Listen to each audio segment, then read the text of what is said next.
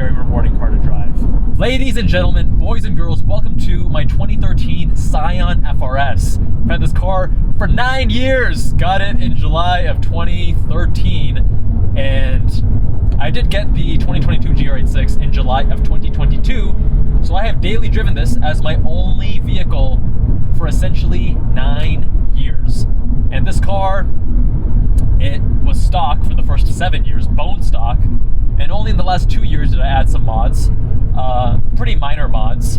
We have Apex Arc 8 wheels, 17 by 9.5, wrapped in Michelin PS4S tires, 255 all around.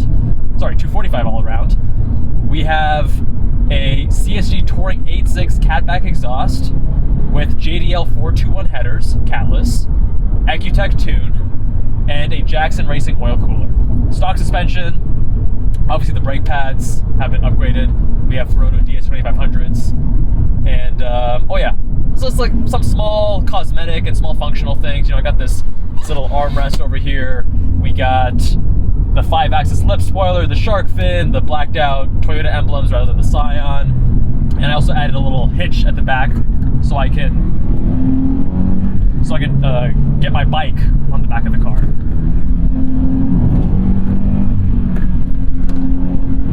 Now, the way this car drives is why I totally, absolutely love it. Oh, there we go. This has so much more grip than my 2022 GR86, which is based on 215 primacies. So it's fun for me to get the tail out on this 245s with less power. Requires a little bit more momentum. But I want to talk about why this car is so criminally underrated. Here's the thing. When the car first came out, 2012, everyone was raving about how amazing the driving dynamics were. And people were right about that. Absolutely. Fantastic driving dynamics, super well-balanced chassis. And over the subsequent years, people started focusing more and more on the torque dip. The lack of torque between around 3,000 to 5,000-ish RPM, or 3,500 to 5,000 RPM, something like that. And getting from the 2022 GR86, you know, stepping out of that and stepping into this, because I've been daily driving that for so long. Do you notice it? Yeah, 100%, absolutely. But here's the thing, it didn't bother me for the first 9 years of ownership. Even in the first 7 years when it was bone stock before I did the headers and the tune, it did not bother me. And the reason is, you have to think, how does a car make you feel when you drive it? So right now, got to do some downshifting to overtake.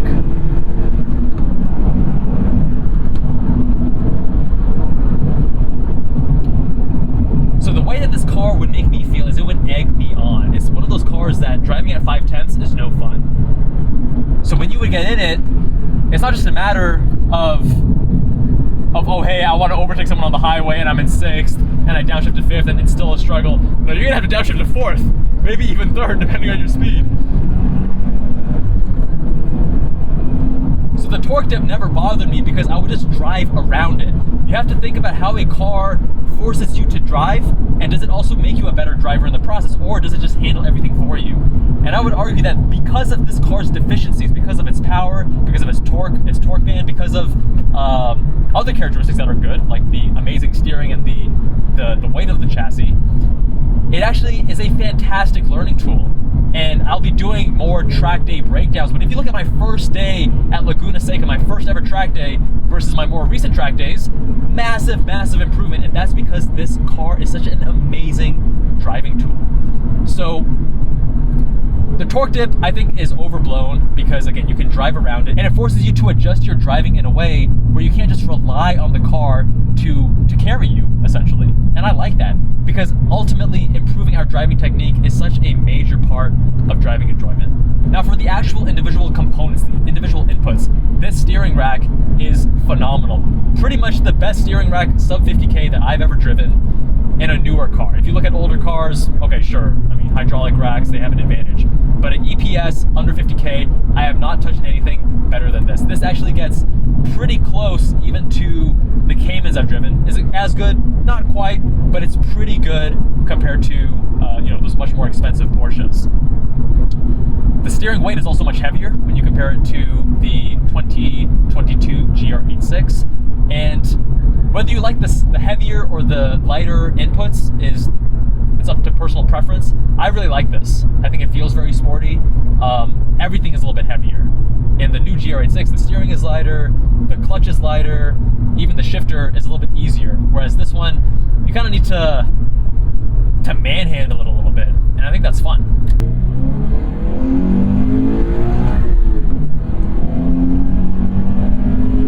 The engine, obviously, is the weak point of this car. And the way it sounds, right around 5,000 to 6,000 RPM, it does sound like my garbage disposal.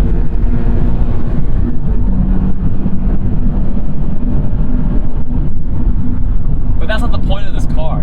The point of this car is balance, is being able to push this car to its limit safely on public roads. The throttle response is superior to the new gen, even though I've been daily driving that new gen for 2 months, 1,300 miles or so.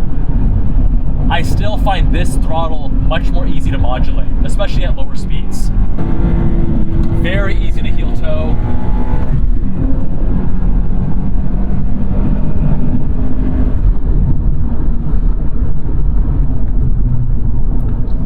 Now, as for the other inputs, I removed the clutch helper spring, and that gives it better feel.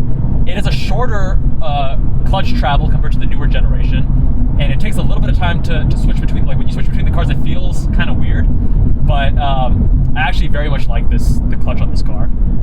I think the bite is a little bit easier to gauge, and it's easy to be consistent with this clutch. The actual gear selector,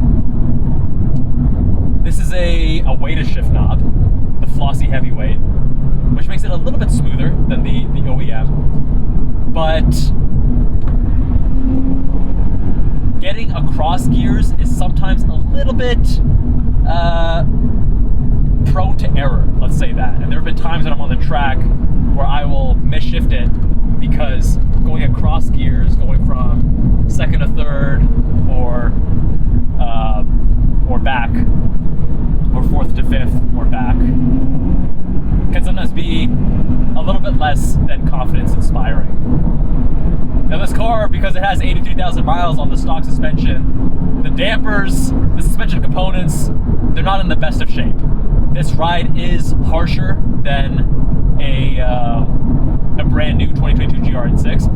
Part of that is, again, the wear and tear, the age, but a big part of that is also these cars, when they were stock, they came pretty stiffly sprung. And over the subsequent years, they've, Toyota and Subaru adjusted various suspension components. They tweaked things here and there to make it ride much more comfortably while still maintaining a good chassis balance. From my time on track, I would say it does have a propensity to forced push, and part of that is that it has the McPherson strut front suspension with very little negative camber, and then it would give way to oversteer. Oh yes. But man, the way you can just dance with this car on public roads.